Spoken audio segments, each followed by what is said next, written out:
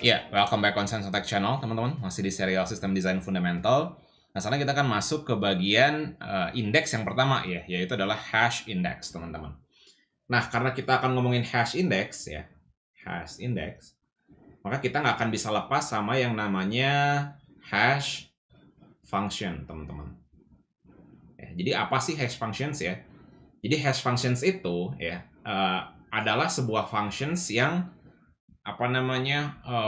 ngeblur suatu input gitu ya, gue bisa katakan gitu. Jadi misal lo masukin, ini ada sebuah hash functions gitu ya, gue gambarkan sebagai kotak kosong gitu. Ketika lo masukin angka 1 gitu ya, ini keluarnya bisa jadi random string, teman-teman. Bisa jadi A, B, C, Z, E, F, bla bla bla gitu ya.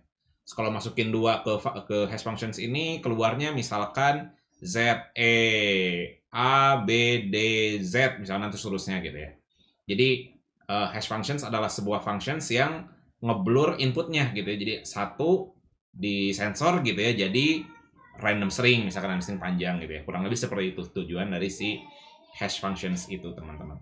Nah, ada banyak ya sebenarnya hash functions itu ya. Salah satunya adalah yang paling familiar adalah SHA-256.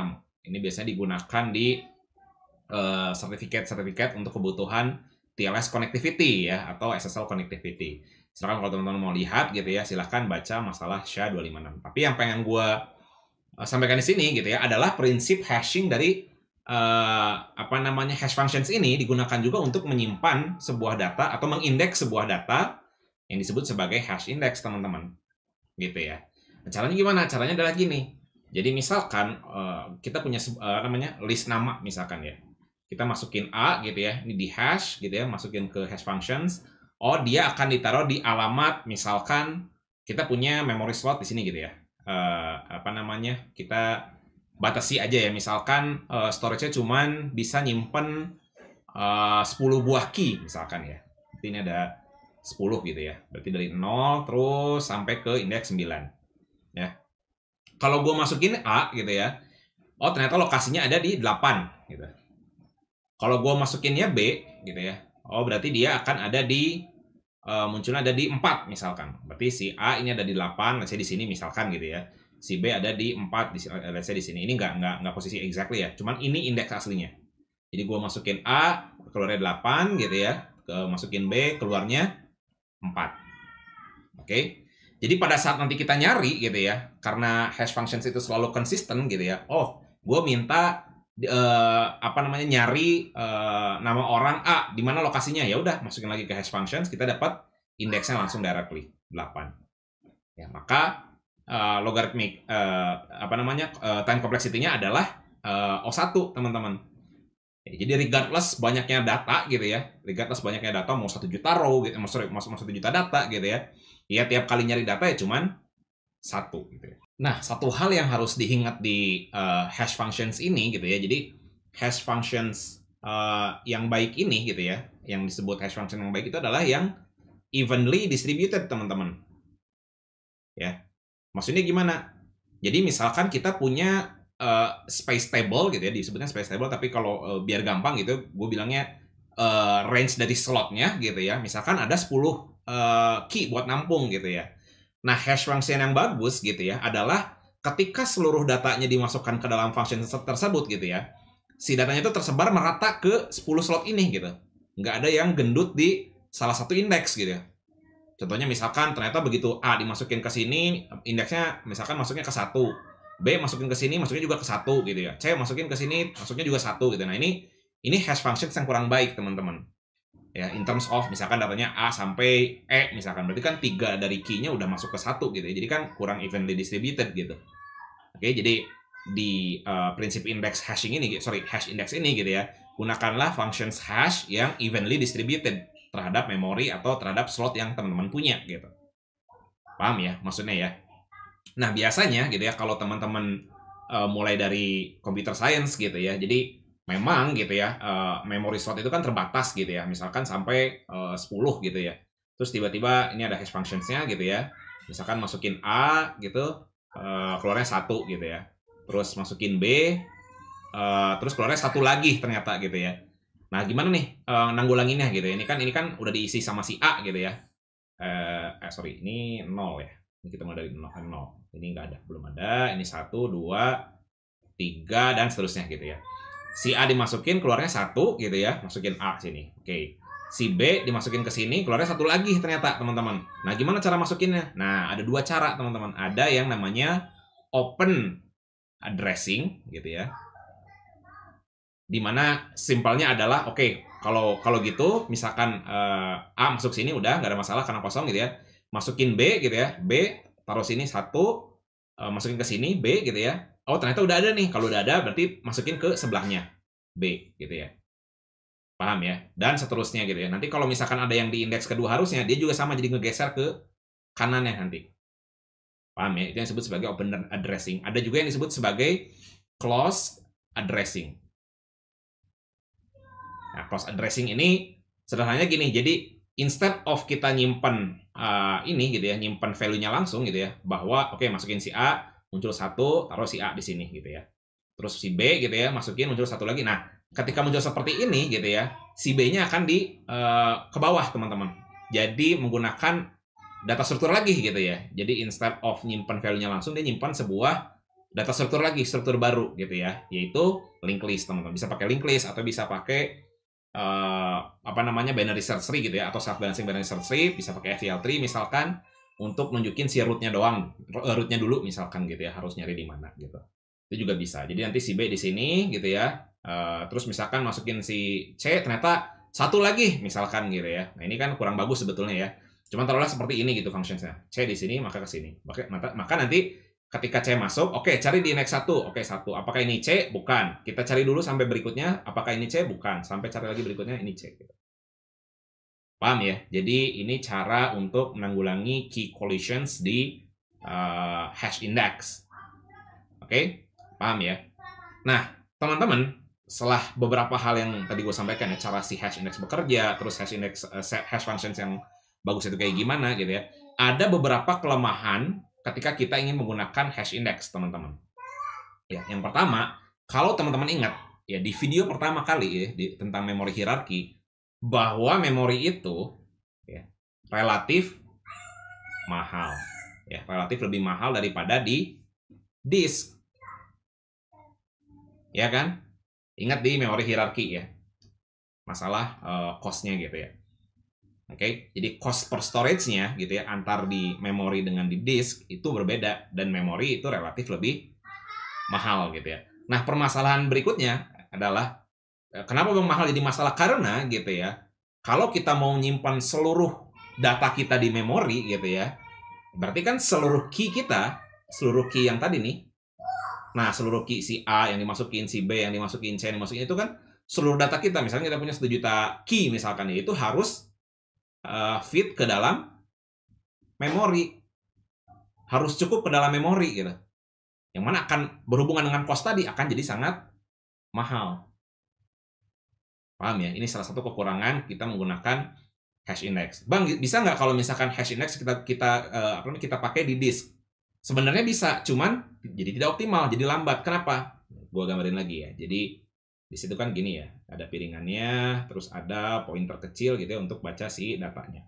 Disk itu, teman-teman, ya paling optimal itu untuk baca data yang sequential. Artinya apa? Datanya itu bersebelahan, teman-teman. Sebelahnya. Nah, ini bagus nih untuk dibaca sama disk. Tapi ingat, di syarat awal banget di hash functions gue bilang ya, bahwa hash function yang bagus gitu ya, justru dia nggak sequential, dia harus evenly distributed gitu ya. Jadi misalkan urutan si A gitu ya, yang harusnya pertama, dia pindah dulu diisi jadi ketiga gitu ya. Si B gitu ya, dimasukin ke box function ini, tiba-tiba jadi ke-9 gitu ya, ke sini gitu. Alhasil kalau kita pakai hash index di disk gitu ya, dia jadi random, jadi di sini, terus di sini datanya, terus di sini gitu ya, terus di sini gitu. Yang mana karena disk itu rely on mechanical reads gitu ya. Nah, ini sangat-sangat lambat gitu ya kalau misalkan harus baca kesana kemari gitu ya. Jadi relatif lebih lambat. Jadi kalau menggunakan hash index, udah aja pasti bayanganmu pasti akan disimpan di memori, walaupun itu mahal gitu ya. Makanya di video kedua gue jelasin bagaimana sih cara memilah-milih gitu ya antara ini harus di caching atau enggak gitu ya. Komputer melakukan itu juga gitu ya, termasuk di level aplikasi atau developer yang nanti teman-teman akan buat. Oke, ini kelemahan yang pertama ya. Jadi, kedua ya. Jadi key harus fit di dalam memori. Jadi yang pertama adalah mahal ya, relatif mahal. Kenapa ini jadi masalah? Karena seluruh data kita harus fit di dalam memori. Nah, yang ketiga, permasalahan ketiga adalah ingat kalau kita nyimpan di memori, ini kita lupakan dulu yang disk ya, karena tidak reliable lah menggunakan hash index di disk gitu ya. Nah, yang ketiga adalah memori itu volatile, teman-teman. Masih ingat ya tentang volatile ya. Jadi ketika si device-nya dimatiin, nyalain lagi ya datanya hilang gitu. Nah, loh, gimana caranya? Ya, sedangkan kita nggak mau dong, pasti dong. Jadi ketika kita nyimpan data, kita pengen tetap ada gitu ya, termasuk si indeksnya. Nah, biasanya gitu ya di beberapa database yang menginkludkan indeks di memorinya gitu ya, itu punya yang namanya WAL atau write ahead log. Nah, ini tujuannya adalah untuk nyimpan semua operations ya, operations yang terjadi, teman-teman. Ya, di disk terlebih dahulu. Jadi misalkan insert, misalkan lu nyimpan data ke dalam memori gitu ya. Sebelum lu nyimpan datanya ke memori, lu tulis dulu di disk gitu ya, bahwa insert data si A misalkan. Terus insert data si B misalkan. Termasuk update juga, change gitu ya. Change data si A. Nah, ini ditulis di dalam disk gitu ya. Bang, ini kok di disk berarti lambat. Yes, betul. Konsekuensi dari indeks itu performa dari write-nya pasti akan lambat. Tapi gitu ya, karena ini WAL ini sifatnya adalah sequential write, ya, jadi tetap O1, teman-teman. Kita udah punya pointer di di data akhir gitu ya. Di kalau mau nambah data ya udah tinggal append lagi aja di sini gitu. Ya, WAL ini juga sama kayak append only log gitu ya. Jadi tinggal nambah gitu. Nah, terus cara nge-recovery-nya gimana? Repopulate di indeksnya gimana? Ya udah tinggal baca dari WAL. Jadi ketika reboot gitu ya, ketika reboot dalam artian restart gitu ya, komputer matiin terus nyalain lagi gitu ya, ya aplikasinya gitu ya, atau database-nya bisa baca dari WAL ini terus repopulate ke memori ya, jadi tetap aman. Tapi trade off-nya, ingat ya, trade off-nya adalah write-nya pasti kena impact karena kita harus nulis dulu si WAL-nya sebelum nyimpan datanya ke memori. Paham ya? Jadi ini kelemahan ketiga. Yang kelemahan ketiga adalah memori itu sifatnya volatile. Jadi dia hanya sementara. Komputer mati, hidup lagi dia hilang. Cara menanganinya adalah gunakan si WAL ini. Trade off-nya adalah performa jadi turun.